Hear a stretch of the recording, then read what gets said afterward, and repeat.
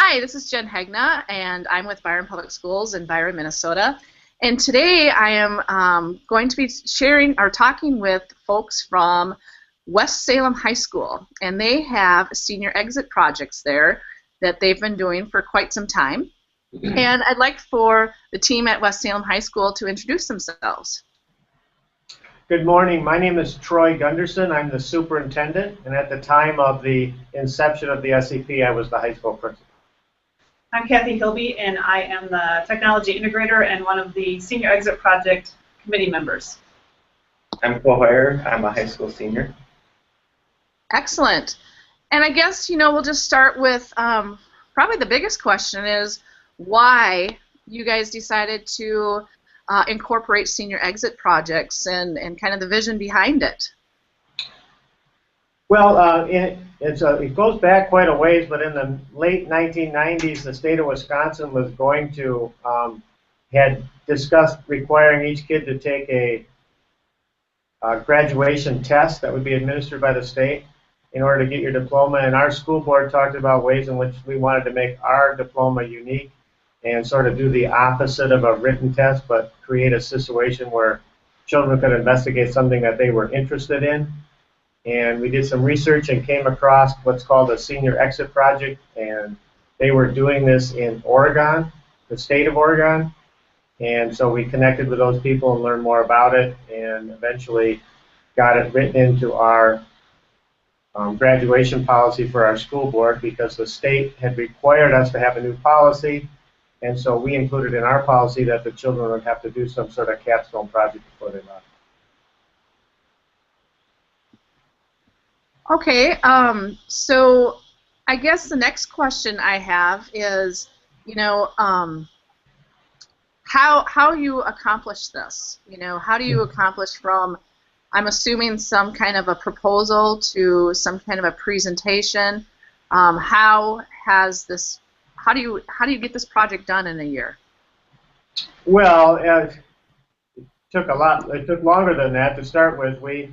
Our school board at the time agreed that we wanted children to demonstrate some competency rather than just be measured on seat time, and we also wanted it to be an opportunity for them to set their own agenda and control a little bit of their own learning. So then we started with a section of seniors, one class, 30 of them, and we let them practice, and we did that for a couple of years, and then we jumped into having the whole group do it, and then we finally got to the level where the whole group had to do it. So we took about 4 years to get from zero to everybody doing it. And what was the year you started everybody? I'm going to say maybe 2002, probably. We probably had everybody doing it now for 12 years. I can remember the kids in about 2006 and 2007, us finally thinking we had it right, but we had been doing it for a number of years by that time. So they were like elementary kids when we started. So the middle school started incorporating some of the speaking skills, the rubric for presentation. We started to incorporate more formalized research writing in 8th grade, 9th grade, 10th grade, 11th grade. So by the time the class of 06 got there, they had been trained, and we started to see the kind of results we wanted. But I'm sure it was probably 01 or 02 that was the first group who had to do it. And then, quite frankly, they weren't very good. And that actually helped us because we brought people in and looked at them, and the papers weren't very good, and their speeches weren't very good. And it really started to dawn on us that we haven't done a very good job of equipping these children with the skills needed to tell us all what they know. And if you watch it today, it's remarkable how much better they are at it, which I think indicates that our adults are a lot better at preparing them. Right. Well, how do you, what does this look like, for instance, for a student starting his senior year? What does the process look like from the beginning of the year to the time where you actually have them present? What's the proposal process look like? The research, are they connecting with adults to make sure that they're on track? Can you share a little bit about what the process looks like for your seniors, what that happened this year? Sure. We can actually say we start, in a sense, at the end of their junior year. We just spoke with the juniors, and we talk about what's expected, and so that if they want to, when they officially become seniors the day after school gets out, they can actually start their project ahead of time, so they can do a kind of a pre-approval and start over the summer, because we found that sometimes students choose projects that either require more time, or it's something that weather-wise they need to be doing it during the summertime. Plus, seniors can get pretty busy, so if they can get their project out of the way a little bit, then that can help them as well. So the preliminary process is filling out a plan proposal, and that's the student figuring out how they're going to research, but also what the project is, and the project is the most important part. And the project has to meet 4 criteria. It has to meet 2 of the 4 criteria, excuse me. It has to be academic, community service, career, or personal growth. So 2 of those 4 have to be met when they choose their actual project. The plan proposal also requires parent signatures, so that parents know what's going on with this particular project. And also then eventually there's a teacher signature involved in that too. So in the fall, we assign the students to a teacher advisor, and so we have some teachers who volunteer and get about approximately 10 students as a teacher advisor. And then the students are also required to find their own mentor, and that's where the community comes in as well. And so they need to find somebody who's an expert in their area who's going to help them with their project, and that person then can give them advice along the way who's maybe specialized in that particular area. Then in the fall, we start the research part of it, and they have to do an argumentative style research paper, a minimum of 8 pages, and they are given some class time to work on that, and we review, although they've had all of this before, we make sure we review where they can find information, documenting their sources, all those kinds of things. So that's usually finished up before Christmas. And then in the meantime, they can be working on a project all summer, fall. Those projects are generally due in March. And then from there, they document everything in their project in a portfolio. They have an online portfolio, which we switched to 2 years ago. And they journalize everything every step of the way. They keep track of their mentor information, reflections, those kinds of things go in their portfolio.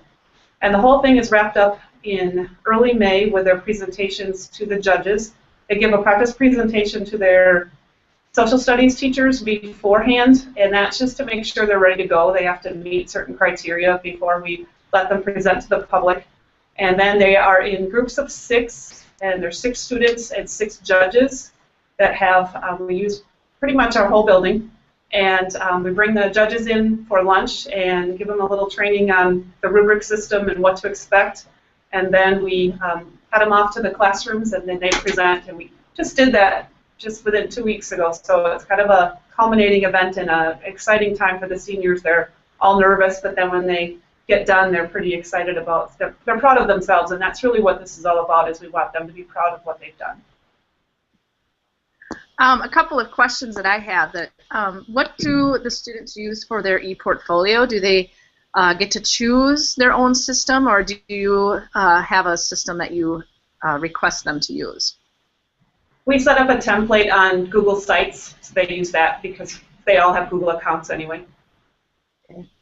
And I think the other question has just left me, because I was thinking, oh yeah, that'd be good, but I'll have to come back to that. So now I have the question about what. So now what? What happens? And I guess, you know, Cole, it'd be interesting to hear from your perspective as a senior that just presented a couple of weeks ago, what your thoughts are about the process. What was your project, you know, and share any information about the process that you'd like for us to know. All right. I started actually in the summer with my project. It was an educational on agriculture was kind of my main basis. And we met in the summer twice, I believe, with Miss Hilby. There's a group of us to go over the portfolio so then we could work on it before school started in the fall. And that was for the kids that started in the summer.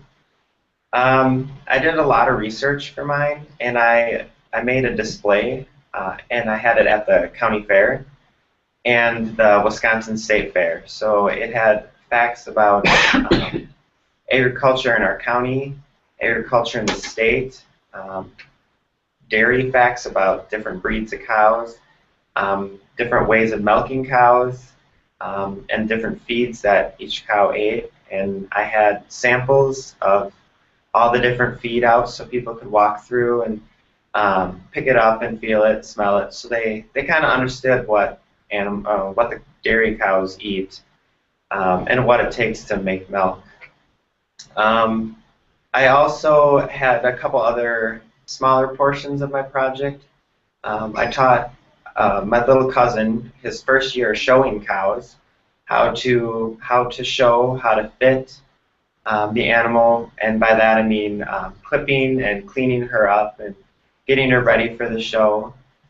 And then I also taught a couple younger kids. They came to my farm. They're my cousins actually, from Fairbanks, Alaska. They were visiting this fall, and they came out on the farm, and I taught them how to milk cows. And my little cousin McKenna, she was into the kitties, so it's good to have them out and experience what life is like and where their food comes from. And then my final part was doing an educational class. I've set up a little lesson for 8th graders in Fairbanks, Alaska through my cousin. And I made a pre-quiz and a PowerPoint. And originally we were going to Skype. I was going to Skype the class, but with their snow days, she couldn't fit it in. But I gave them a pre-quiz through Google, and it gave me pie graphs of their answers. And some of the questions were like, what's the difference between organic and conventional? And then they would list out what they thought. And then I had a question, do you know what the difference is between organic food and conventional? And it was amazing how it was almost 50-50 divided. Some knew, some didn't. So that's kind of I thought as my project, my goal was to let these people know that, and let kids, adults know what agriculture is and why you need it. And everyone can make their own decision, and I was just trying to get facts from both sides out to people, so then they could make educated decision. So that was my project, and I started it in July, and it went all the way through March, my project. But that's excellent. You know, I guess my question, one of the questions I have is, and maybe you know, about the technology. You know, you're using some pretty relevant technology in your ideas, and you know, you were going to try to Skype, you know, a classroom in Alaska. Can anybody share just how the technology has helped the idea of senior exit projects evolve? Or, you know, how what's that? I can jump in there. That I've only been in my role for the last 2 years, but that's when we went to one-to-one with our computers. And so since students have such wonderful access with the computers, then they're able to do so much more. They're able to, you know, we tell them you don't have to have a mentor that's right here. If there's some expert in another part of the country and you want to Skype or do a Google Hangout or whatever the case might be, you can do that through your computer now. So they have that ability. And again, like Cole did, creating documents and sharing them, or gathering information and those kinds of things, and creating things for their, you know, whether they're creating posters or whatever the case might be. Sometimes the end result might be a paper document, but they're able to use the technology to create that. And this year was probably the most technology that's been used in our presentations as well. We require students to create a display board to tell kind of the story of their project, and those go out into our library for about 3 days, and they're designed for other people. Other students can come in and look at them, but we have an open house, and parents, members of the community can walk through, and it's just a chance for everybody to see everybody else's projects. And the question has come up, do we still need those? And I'm still saying yes, because that's a very viable part of our whole process of getting ideas out there. But more and more students used keynotes or other forms of presentation when they were going through their judges, because it's a whole lot nicer to show a picture on a big screen as opposed to pointing to it on a small display board. So they incorporated the technology a lot more this year in their presentations. One of the things that I noticed, and I will share that website with everybody at the end here, but you know, the audience being where I could go in and see some of the links to articles about the projects of kids, and how the audience changes from maybe a local community to now we have a community that's global. So that was really interesting to me, that you know, the stories and the artifacts and what your kids were doing was really awesome. Now, for you've been doing this for some time. I mean, is there some big story or big win that you recall, or something that maybe kids came back afterwards and shared with you kind of what that project meant for them? Anything like that you can share? I'm going to jump in with one just general comment, and then maybe Troy can talk about Anthony Schmidt. Sure. What we're finding with this whole project is sometimes, I guess it's not sometimes, the majority of the time it feels like the students who maybe don't, this is going to sound a little negative, but love school, really end up excelling in these projects. That they're picking something that they like, and then that pride that they feel, to watch this student who's spent all year restoring a tractor drive it into school on presentation day, and the way he's sitting up there, you can just see it, and I've got goosebumps right now just thinking about it. That there's so many times, and I have another one where I went to a wedding this fall, and I looked over, and the person putting out the cupcakes was someone who last year did their presentation on learning how to decorate cakes and did it for a couple events, and now she was actually making some money on the side making cupcakes for weddings. So things like that happen, and probably our what I call our poster child. I'm sure you can talk about Anthony a little bit. Well, I think if you think about landmark for us, as a young man by the name of Anthony Schmidt, and Anthony was going to be he was going to go to the local tech college for tool and die. His family, as a hobby, they shoot bows and arrows competitively. So instead of doing something that involved tool and die, he thought he would do his exit project around shooting a bow. So he called people to get donations of arrows, because he was going to set up a way in which they could see which ones were the most accurate.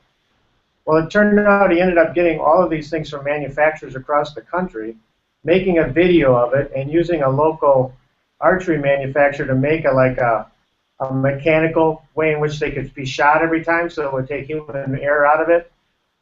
And then the U.S. Olympic team used his DVD to help select the arrows that they used for their team. Wow. So his DVD was in their conference room. He gave up the notion of going to become tool and die, and he started making bowstrings in his basement. What's Anthony, 30? 35 years old maybe? Not even that. He's in his early 30s. He has a number of employees and a business that sells bowstrings around the world. He comes back and gives a scholarship every year to the top senior project. He thinks he's going to be retired at the age of 40. Okay, I'm jealous now.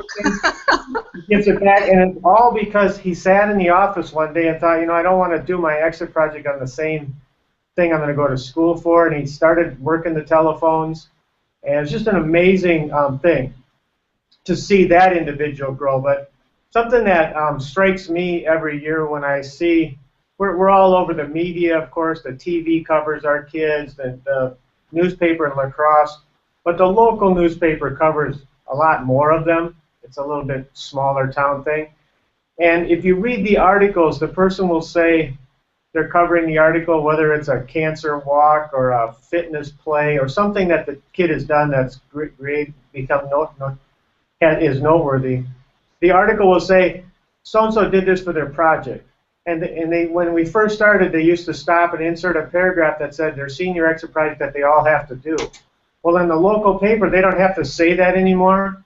They just say the student did it for their exit project.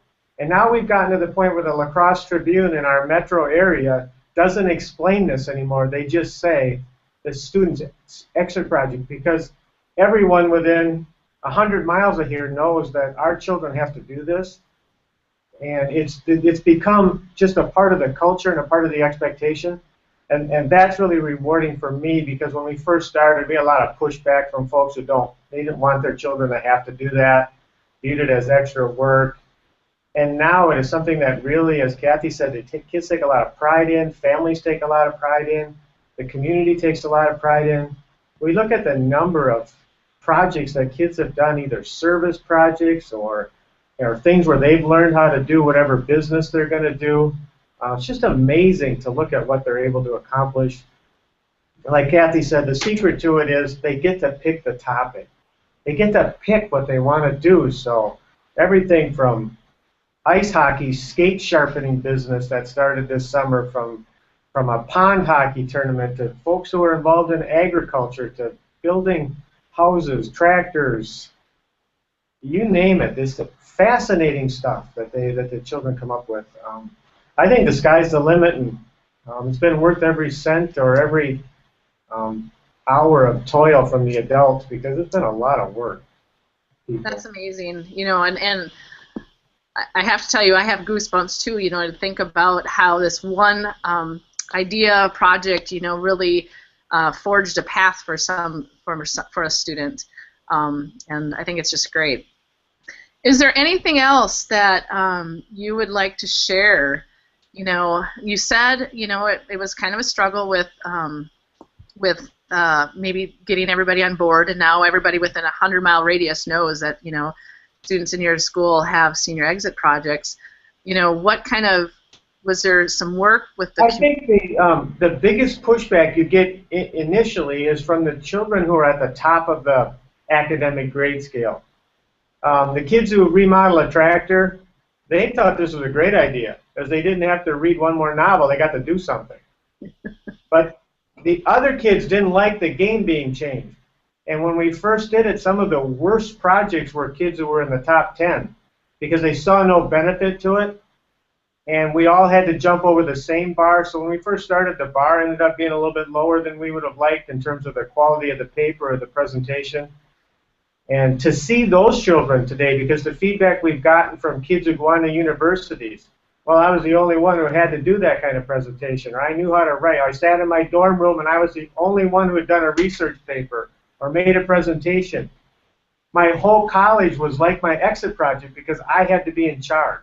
So once they started to come back and talk about that, and then we graduated, we allowed kids more options, the best and the brightest started to view this as an asset rather than a hurdle. And then that's what really opened up some of the different kinds of things, like what did Caitlin do this year? Some sort of a biological study on germ warfare or something, and she was down to UWL with Petri dishes and hundreds of pages of data she collected. And when we first started, kids like that wouldn't have done anything like that. They viewed it more as a way in which the kids who struggle at school could have some success. But once we overcame that, and the parents of the high-end kids, the academically gifted kids, quit fighting about it and started realizing what they could do.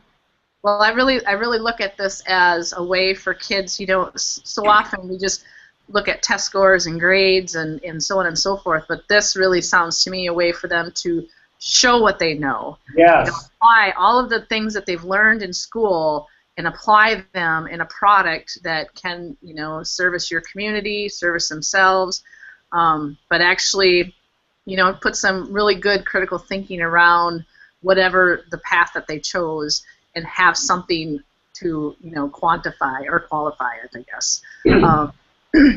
So that's really really interesting. Also, it levels the playing field. So we'll have we have 150 graduates, and the kids rank number 110, and they sort of like, you know, again, building sheds or fixing a tractor, and they'll come in with a paper on green building techniques or farming techniques or something like that in a project where they've done some restoration, and they're able to score right off the chart because they produced the kind of writing they'll never have to do again, but we now know they can write at a minimal level, speak in front of a group, interact with people.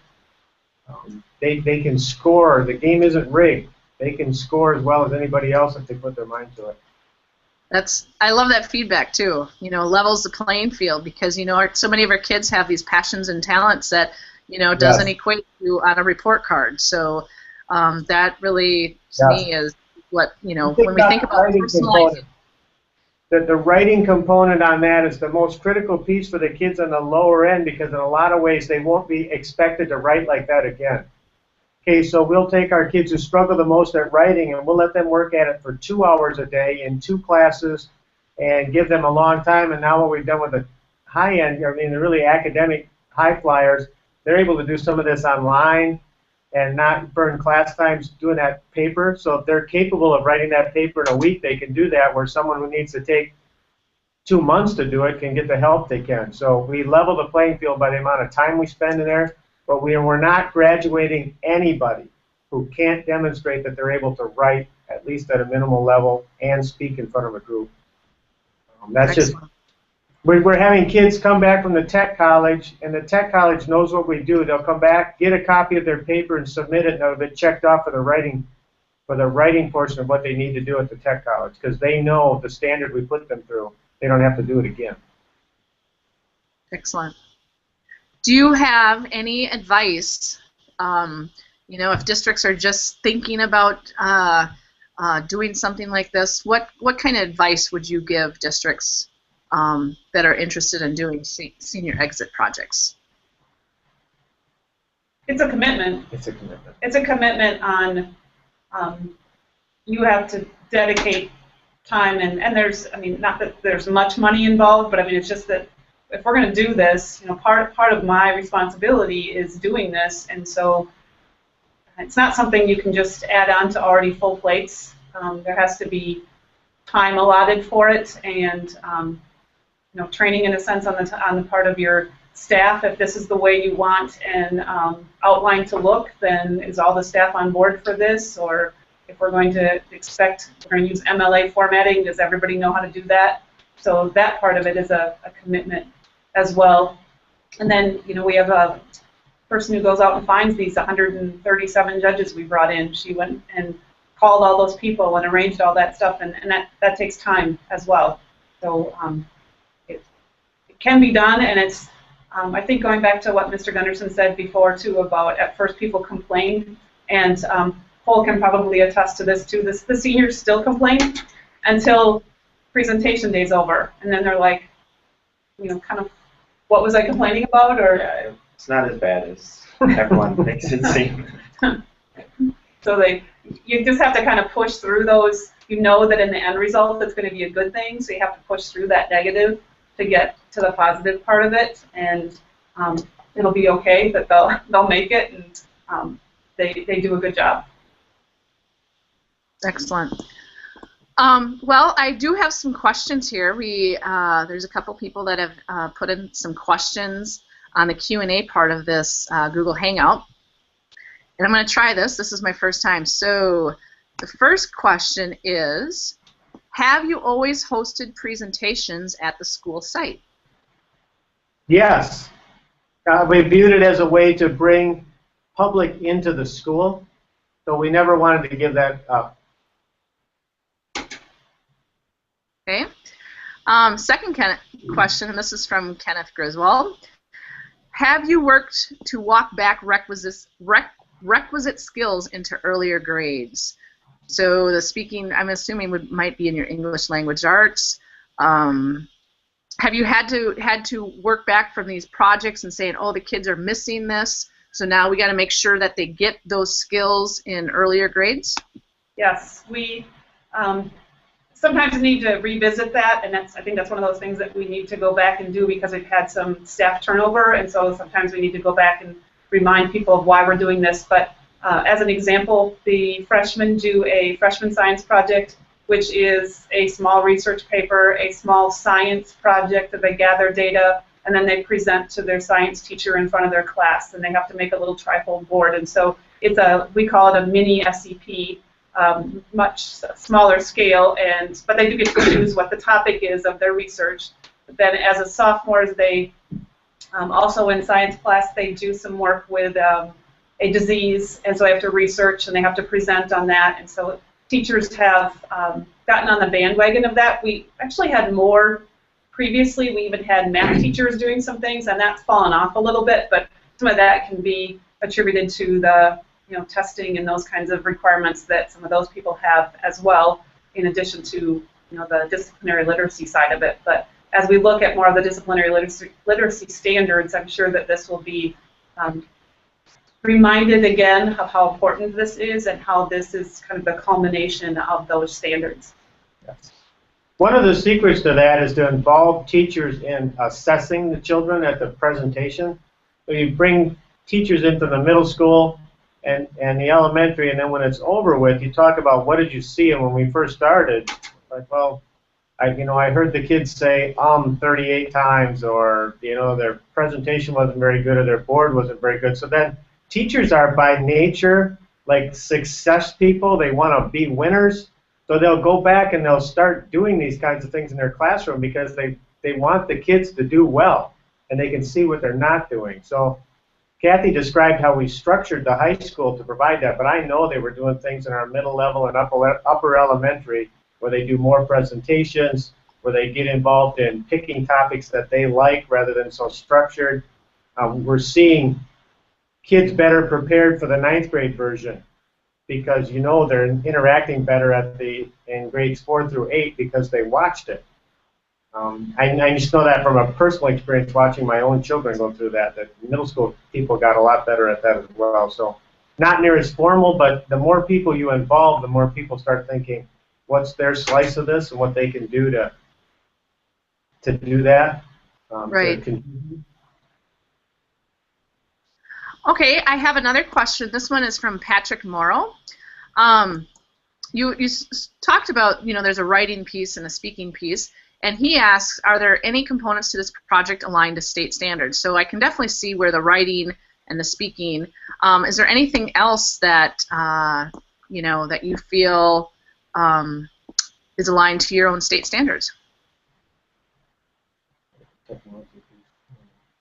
Yeah, it somewhat varies as far as what the student does, but I would think, yes, the technology could be in the technology literacy standards.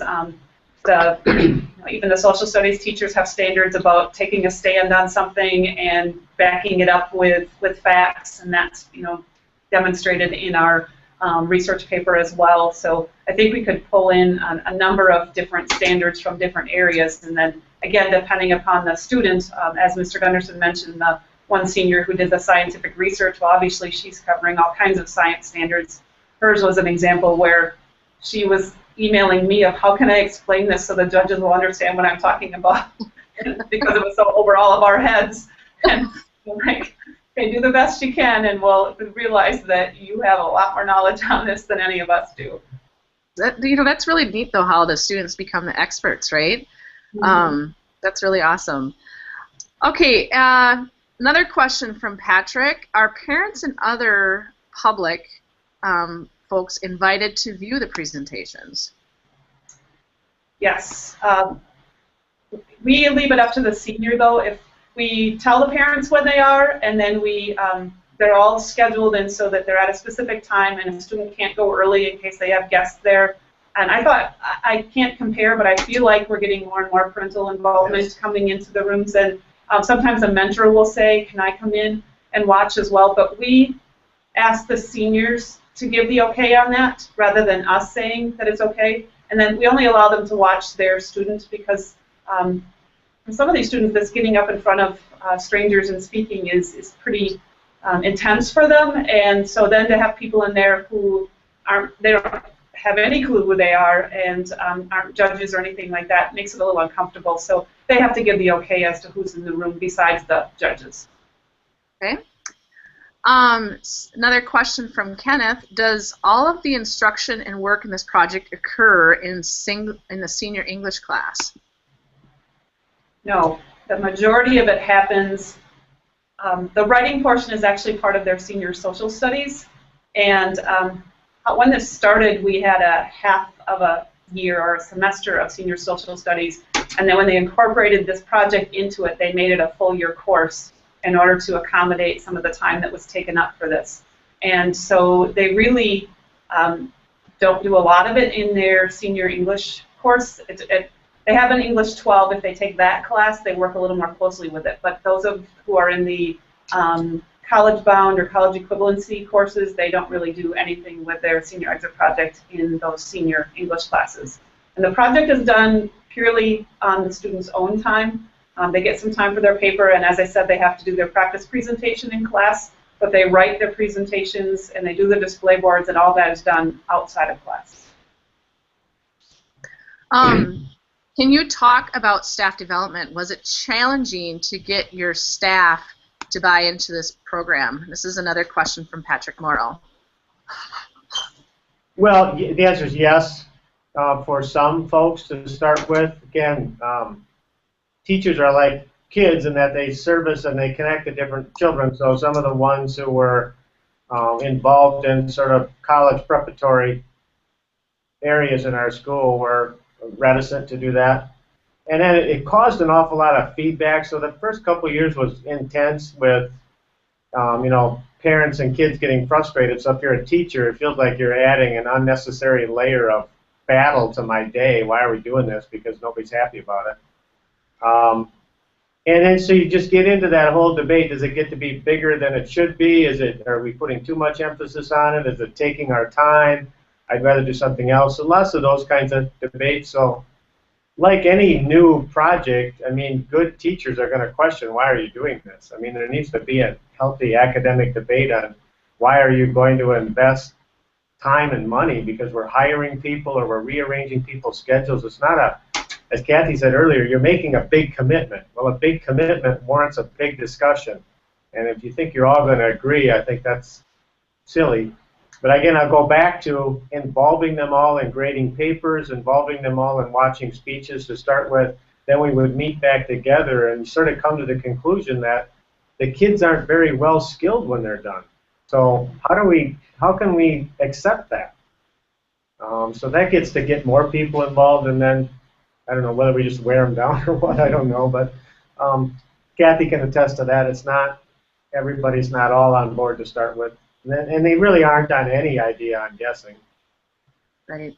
Well, you know, and it was interesting when Kathy mentioned, you know, when you have turnover, when new staff come in, you know, what kind of training and to make sure that they are, you know, getting the students ready for these presentations and experiences too. I had a discussion with a first-year teacher this year, so they got to watch them for the first time, and they were just taken aback at how good the kids were at presenting, how in-depth the topics were, and so now that person understands why we do this. So if you go up to them and say, you know, you have to beef up your little slice of this, they get why that is, because they can see that this is a pretty important piece of what we do. Excellent. Another question from Kenneth. Have you been able to measure the impact of the project on graduation rates or college career outcomes?